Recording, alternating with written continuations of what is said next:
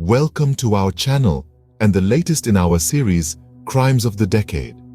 In this episode, we are turning back the clock to a tumultuous time in history, the 1940s, a time of conflict, secrets, and unsolved mysteries.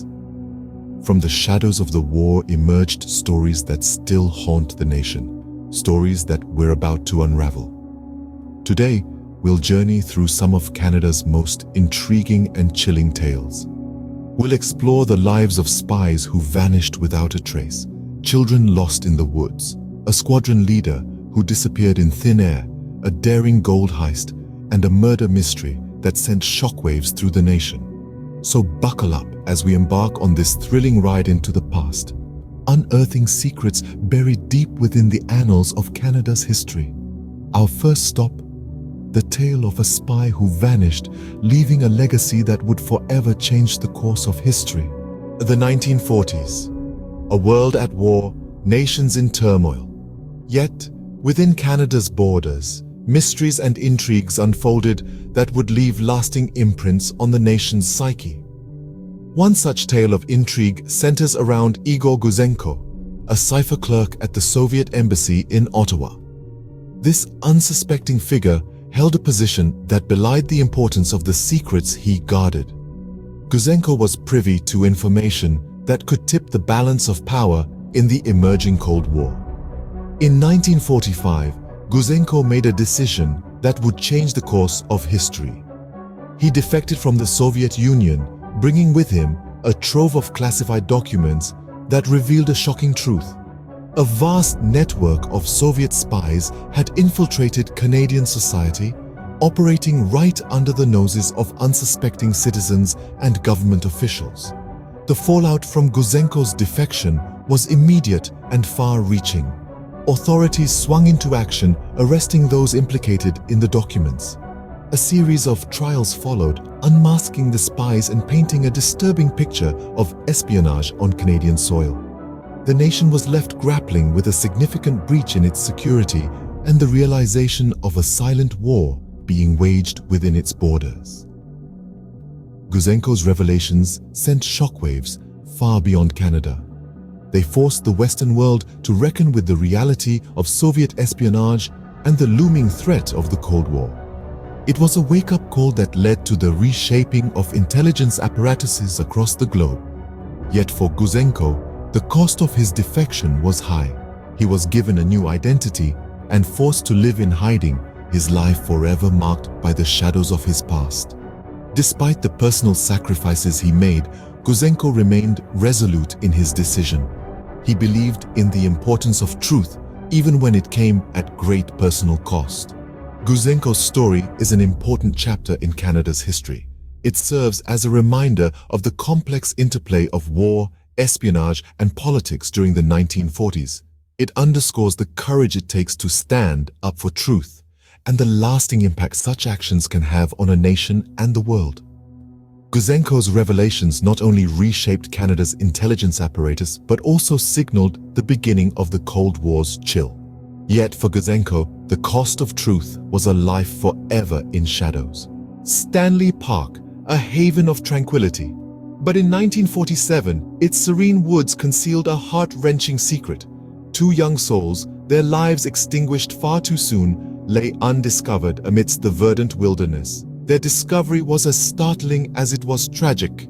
Two skeletal remains, small and fragile, huddled together, a testament to their final moments of shared fear and confusion. These were children, their identities unknown, their stories untold.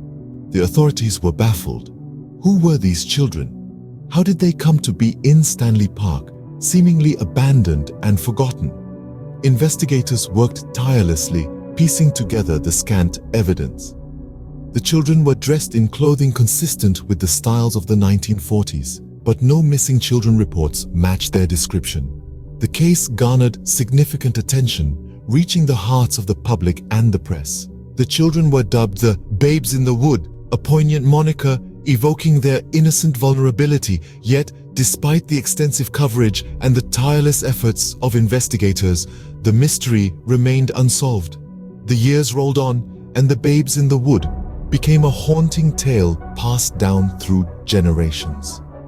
The children's identities remained unknown, their stories untold. Theories abounded, speculation ran rife, yet definitive answers eluded the grasp of investigators and armchair detectives alike. The children's remains were eventually laid to rest in 1953, in a small, unmarked grave. Their identities were unknown, but their memories lived on, a poignant reminder of the mystery that still hung heavy over Stanley Park. Then, in the early years of the 21st century, the case was reopened. Advancements in DNA technology offered a glimmer of hope. Could these modern tools finally unlock the secrets of the past, revealing the identities of the babes in the wood? But despite renewed efforts and the promise of scientific advancements, the mystery persisted. The children's identities and the circumstances of their tragic end remained locked in the past. The babes in the wood stand as a somber reminder of lost innocence, their tale an unsolved chapter in Canada's criminal history, urging us to remember and seek answers. The mystery of their identities and their untimely deaths remains unsolved, a silent plea for justice that echoes through the decades. As we continue to explore the mysteries and enigmas of the past, we are reminded of the enduring importance of seeking the truth, of giving voice to the voiceless, and of remembering the forgotten. The babes in the wood are a testament to this enduring quest, a reminder that every life holds a story, and every story deserves to be told. The skies held no mystery for Ernest Charles Hoy, a pioneer of Canadian aviation. Yet, in 1941, during a flight that should have been routine, Hoy vanished. A man who had once tamed the winds and danced with the clouds found himself swallowed by the very elements he had mastered. This was a man who had his name etched in the annals of aviation history, the first to fly over the Canadian Rockies, a feat many thought impossible. But the impossible was Hoy's playground, and the skies his canvas. Ernest Charles Hoy was not just a man, he was a symbol of audacity and courage, of the human spirit's relentless push against the boundaries of possibility. He was a figure that inspired and awed, a testament to the indomitable will of dreamers and doers. But even the most soaring spirits can be grounded, and on that fateful day in 1941, Hoy embarked on a flight that would become his last known journey. The details surrounding his disappearance remain shrouded in mystery. Hoy's aircraft, a Beechcraft Model 18, was a twin-engine plane capable and reliable. He was an experienced aviator, well-versed with the route he was to fly that day. Yet somewhere between Vancouver and his destination, Hoy and his plane vanished. Despite extensive searches, no trace of the man or his machine was ever found.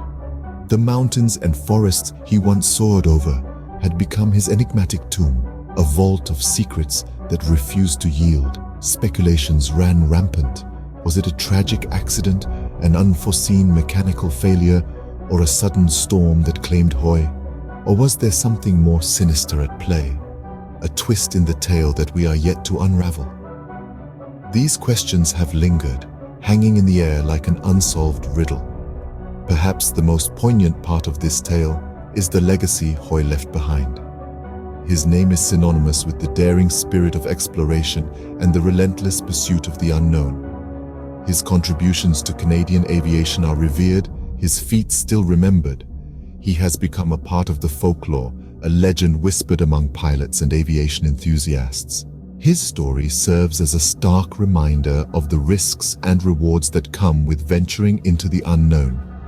Hoy's disappearance is a testament to the unpredictability of nature and fate, a pioneer lost but never forgotten as the skies he loved continue to beckon adventurers.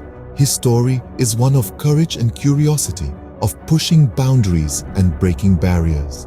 It's a narrative that echoes in the heart of every explorer, every dreamer who looks up at the vast expanse of the sky and sees not a limit, but a challenge.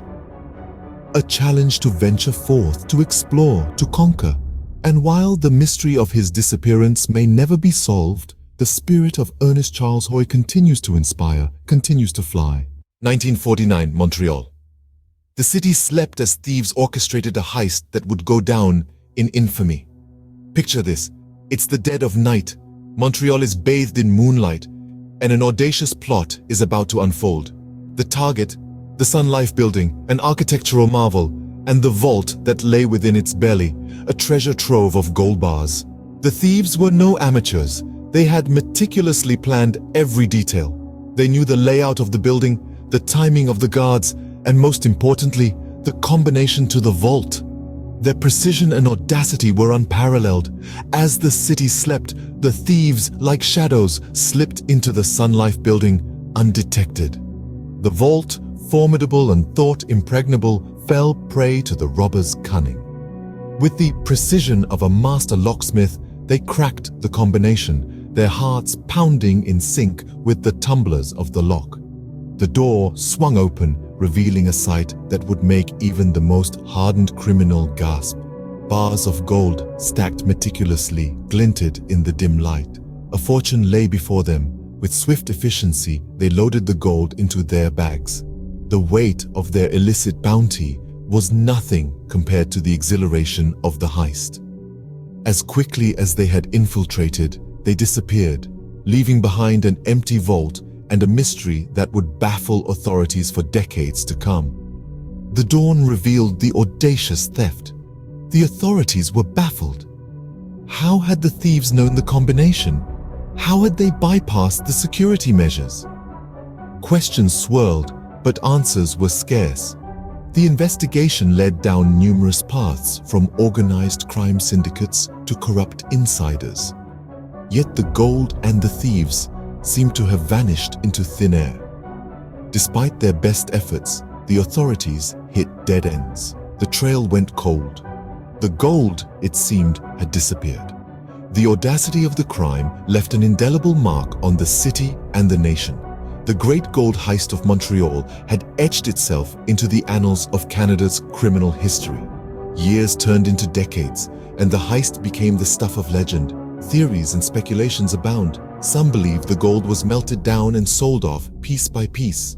Others suggest it was smuggled out of the country, stashed away in a secret location. The truth, however, remains elusive. The great gold heist of Montreal remains a tantalizing puzzle, a reminder that sometimes, despite our best efforts, mysteries endure, challenging future generations to solve them.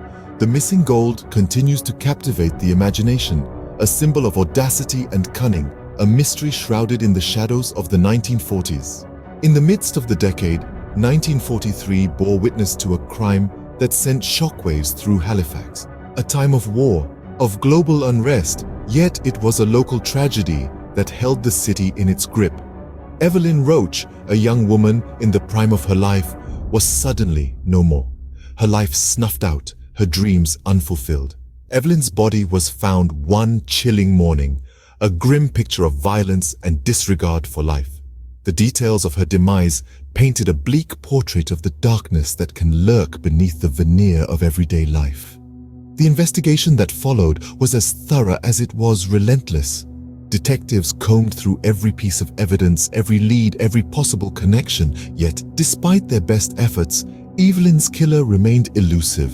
The impact of Evelyn's murder on the Halifax community was profound. A sense of unease pervaded, a stark reminder that even in times of war, danger could still strike at home. But with this fear came a resolve, a determination to seek justice for Evelyn, to ensure her life was not forgotten. Yet, as the years passed, the mystery surrounding Evelyn's death remained unsolved. The question of who took her life and why became a haunting specter, a puzzle that seemed to resist resolution. The case grew cold, but Evelyn's memory did not. Her name, her story, lived on in the hearts of those who knew her and those who came to know her through her tragic end. Evelyn's story is a haunting reminder of the fragility of life and the enduring quest for justice. As we delve into the mysteries and crimes of the 1940s, we are reminded of the human stories at their core. The lives impacted, the dreams cut short. Yet, even in the face of unsolved mysteries and enduring pain, the human spirit persists, seeking truth, seeking justice. Evelyn's memory lives on, urging us to seek the truth and ensure that such tragedies are not forgotten. The 1940s, a decade of global upheaval, saw Canada grappling with its own set of enigmas. From the shocking revelations of Igor Gouzenko, a cipher clerk turned defector that ignited the Cold War's chill, to the heart-rending mystery of the babes in the wood that still echoes in Stanley Park. We remembered Ernest Charles Hoy, a sky conqueror whose vanishing remains a poignant enigma, and delved into the audacious great gold heist that still dares us to solve it. Finally, we paid tribute to Evelyn Roach, a life cut short, her story urging us to seek justice and truth. These tales, each a piece of the intricate mosaic of Canada's history, remind us of the complexities, the triumphs, and the tragedies of the human experience. As we journey on, Crimes of the Decade will continue to shed light on the mysteries that have shaped our nation.